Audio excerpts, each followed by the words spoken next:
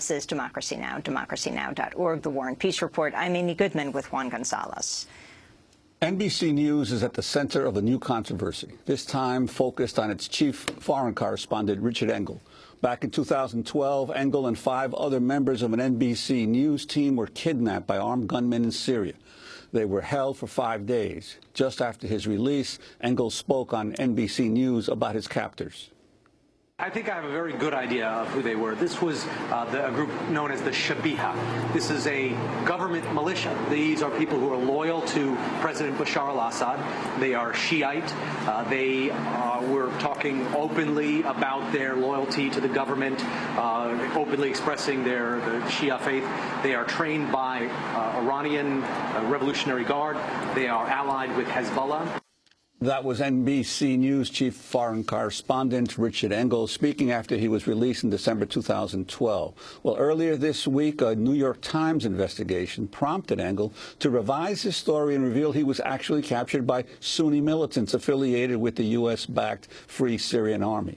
In an article published on Wednesday, Engel said the kidnappers had, quote, put on an elaborate ruse to convince us they were Shiite Shabiha militiamen. According to the Times investigation, NBC knew at the time that Engel and the others were held on a chicken farm widely known to be controlled by a Sunni criminal group.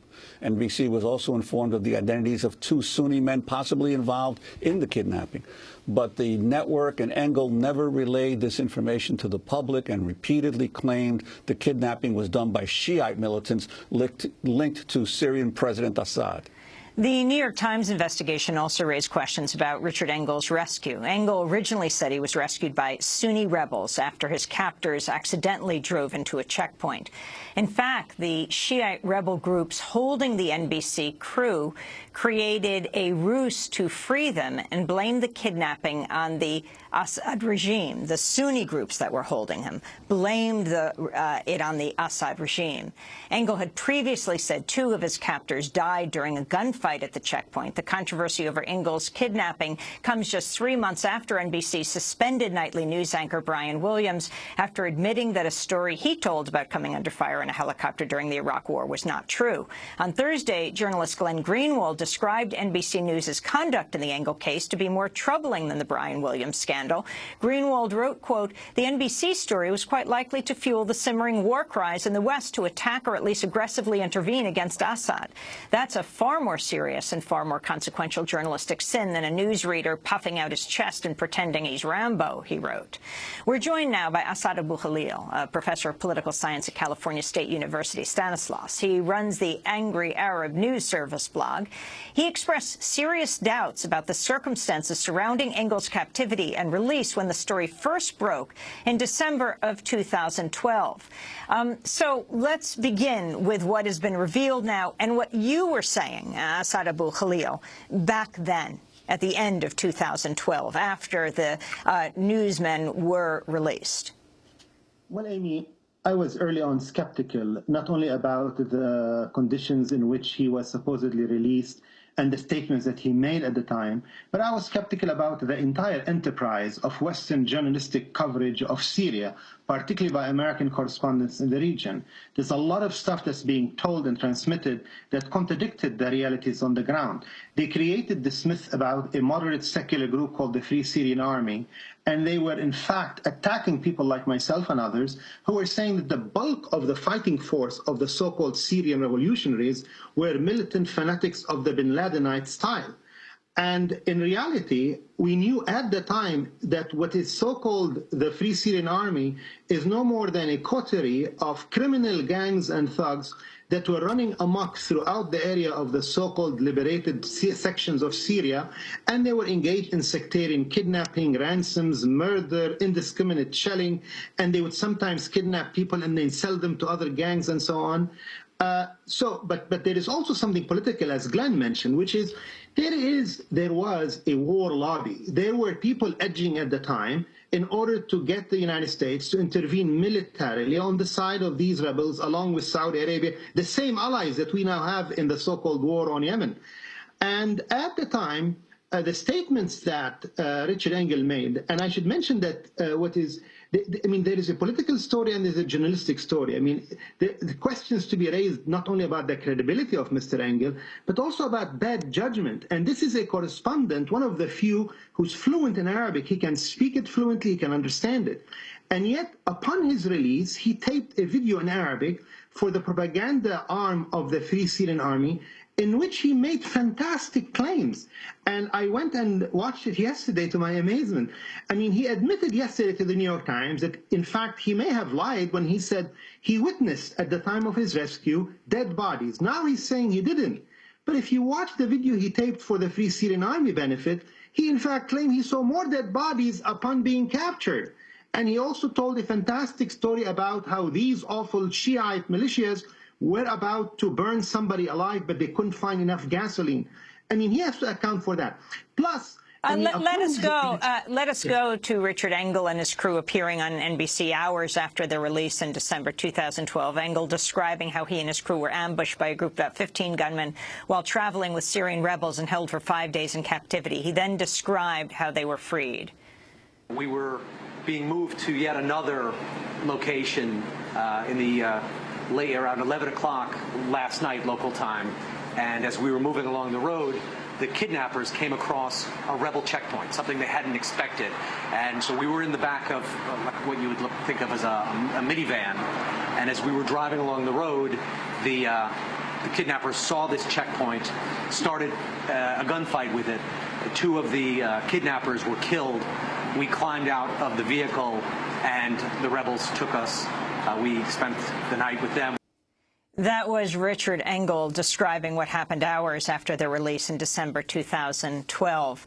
Asad Abu Khalil, that description, how it has changed, and how much NBC knew. They, used all of their resources to try to free these men, these reporters. They are reporters, and their fixer as well. And talk about who they communicated with to show how they knew who the forces were who were holding him. Again, the story now is that it was both Sunnis that held him and Sunnis that then staged this release, but both of them saying that it was Shia affiliated with Assad. And, of course, when you say Shia, people think Iran as well. Not only that, I mean, Richard Engel, upon his release, went out of his way to invoke the names not only of Iran, of Hezbollah. And he said it, in fact, in one of the tapes early in the program. And when he did the interview with the Free Syrian Army propagandist, which is available on YouTube, I posted on my blog, he in fact said that their demands were the release of 4 Iranians in Syria, as well as 2 militiamen from the Amal Shiite Lebanese militia. But why did he invoke Amal? Why, if it was really Amal, why did he invoke Hezbollah? And then he would say repeatedly with a straight face that we knew they were Shabiha because they told us. The word Shabiha is colloquial Syrian for thugs. So this is the name that is given to pro-Assad regime militiamen by their opponents and the armed rebels. So imagine somebody identifying himself or herself as a thug. And that's the story we were led to believe. Plus, there was a footage of the actual room in which these hostages were held. You look at this old room with old paint, and suddenly you see fresh paint of clearly, explicitly identifiable Shiite slogans. Plus, he said that in the segment which you aired, in fact, he said they were explicitly worshipping in a Shiite manner. I mean, didn't he in any way, question why that was the case? I mean, look, I am not naive. Many of these Western correspondents are engaged, have been engaged in part of the war lobby in propaganda effort to champion the cause of the Free Syrian Army. This Free Syrian Army not only kidnapped these journalists. At the time, they were kidnapping innocent Lebanese on the basis of their sect. Some of them they were selling, and some of them they were exchanging. There are 2 missing bishops from Aleppo that nobody talks about.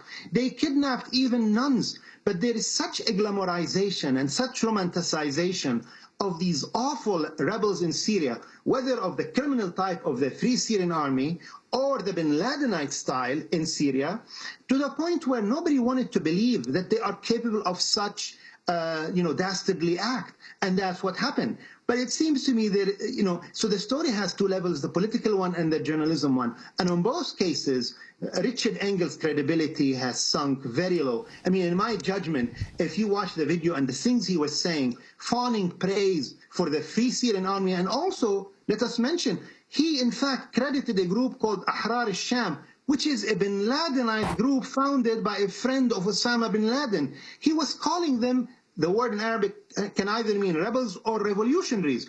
And he praised on them. He even taped a propaganda video for their benefit as well. So there is a political agenda and a political survey that was done.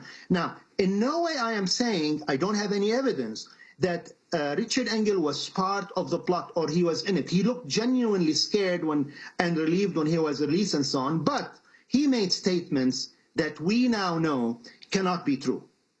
Asad Abukhali, I want to thank you for being with us, Professor of Political Science at California State University, Stanislaus. He runs the Angry Arab News Service blog. We will link to your blog at democracynow.org. This is Democracy Now!, democracynow.org, the War and Peace Report. Stay with us.